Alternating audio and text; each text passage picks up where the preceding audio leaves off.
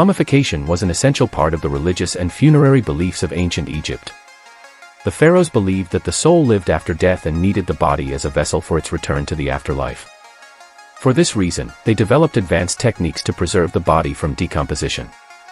The mummification process began with the removal of internal organs such as the brain and entrails, which were believed to be the most susceptible to decay.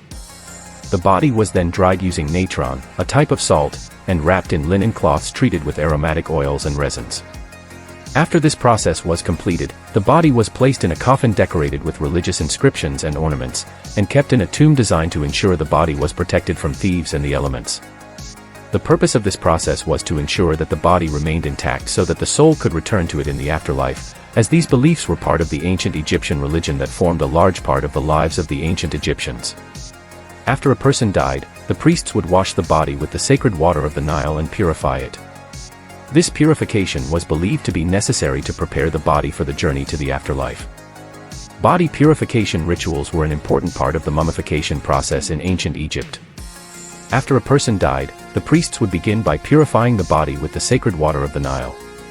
This ritual had deep religious significance, as it was believed that the sacred water of the Nile had purifying powers and restored the body's purity and cleanliness.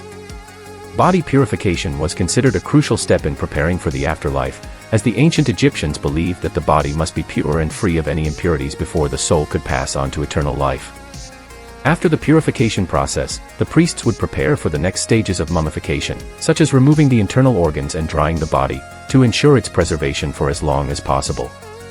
All of these rituals reflected the importance of preparing for life after death in ancient Egyptian culture, and how mummification was not just a physical process, but had a deep spiritual aspect linked to religious and funerary beliefs.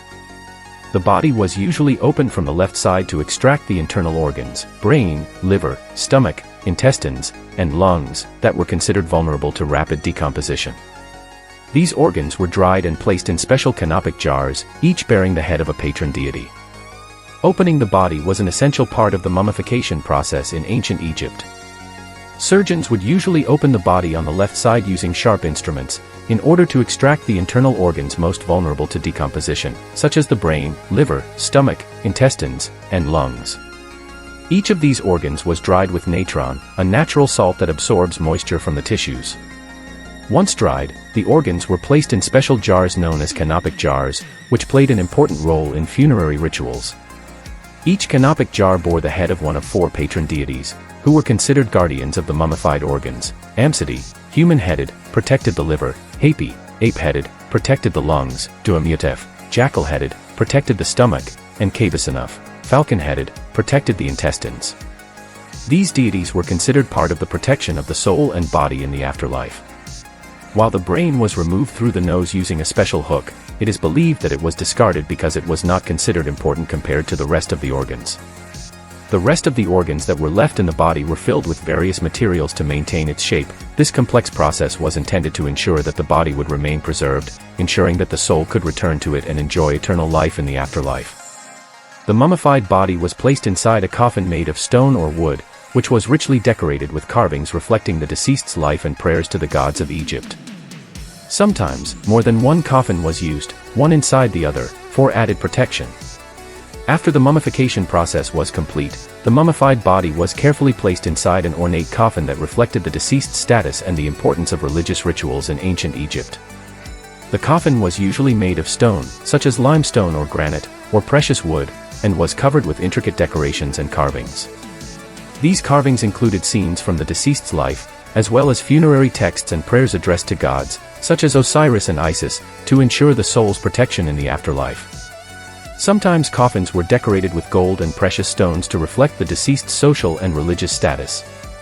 In some cases, more than one coffin was used to protect the body. The outer coffin was large and heavy, while the inner coffins were smaller. This method was used to ensure maximum protection of the mummified body from external factors and from robbery attempts.